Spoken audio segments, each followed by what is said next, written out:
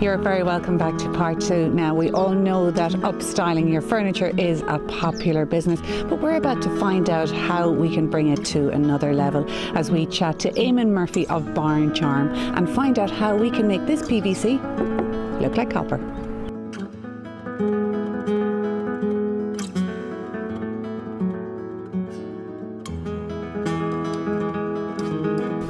Eamon, upstyling your furniture is big news.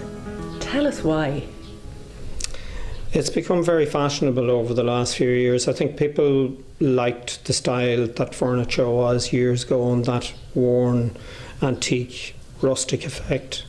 So the trick is in recreating it without it looking too artificial. Yes. So it's not maybe quite as simple as it's apparent, but when you try it and you do a class on it, it really helps to get the style right. Yeah, and makes the difference, because there's there's always a worn effect, as you say. It nearly gives the piece an older look to it.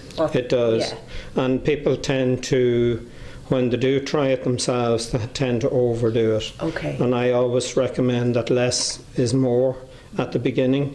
You can always do a little bit more if you're not happy with it at the beginning, but don't overdo it right off. And of course, I suggest that they take a before photo and after, so they see the difference then, because even over the 4-hour period, you can forget what it was like to start with, because there's such a transformation in the end. Yeah, but is it? I suppose in the times that we're in, is it more economical to do things like this? Absolutely, because you can go to auctions. Most people have something lying in their garage, in their loft, or somewhere that they're completely forgotten about. And to go out and buy a little bit of paint, a little bit of skill, and to upstyle it can give you a whole new dimension to the piece that will work very well. But you know, even if we think about it, like, we all would have something in our house that probably annoys us. I don't like that, or there's something wrong with that and it's just not fitting in with the furniture, whatever it may be.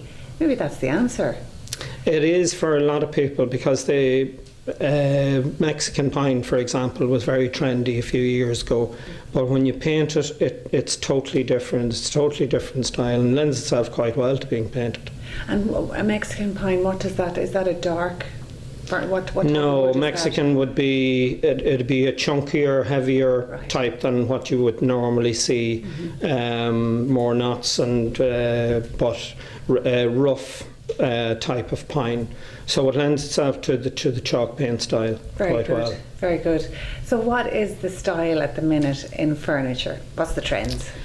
The trend is obviously the distress style, the crackle glaze effect, all of those, the chalk paint effect, where it's, is still very fashionable in the shops.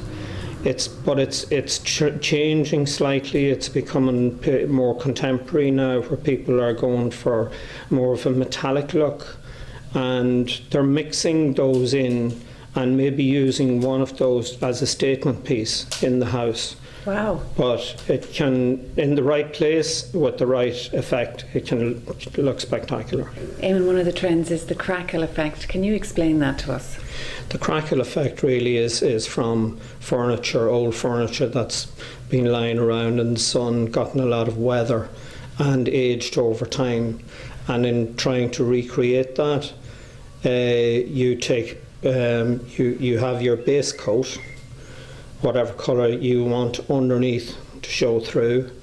Then you put on the crackle medium effect on top of it, which is a glaze that you leave to dry depending on the atmosphere. And then you put your top coat on, whatever you want as your finish coat.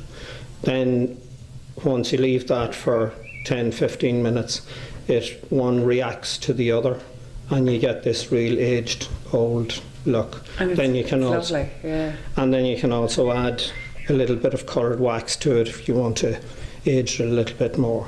It's really clever, isn't it? It is. Yeah, and I suppose you're reusing. You're doing all the right things. You're not buying, and you're recycling. It's all those kind of things that we probably should be doing. And it's adding creativity. It is, and with a lot of the old pieces of furniture, you're getting far better quality. than you will in modern furniture. I'm not making little of modern furniture. So with the type of paint that you're talking about, Eamon, is there any limitations to what you can and can't paint? With the chalk paint, no. It's a very wide range that you can use it on, provided you use the proper primers first, and obviously you need to check that out or get some advice on that. But no, you can use it on fabrics, you can paint lampshades, you can paint chairs, you can paint any type of different types of furniture. Yeah. So yes, it has quite a... You could be really let loose. You can be very creative with it. Yes, and I'm sure there's a feeling of therapy to it and achievement then. There is, yeah. Yes. Particularly for people that don't do it for me, where I do it professionally. Even for me, I love coming into work in the morning because I'm going to create something new on that day, particularly now with the metallics. But even with the chalk paint during the class, people come in and it gives them a whole new dimension of the possibilities and what they can do. And I've had people come back for 2 and 3 classes because they've seen another piece they want to do in a different style. The pieces that are here in the barn inspire them to try different things.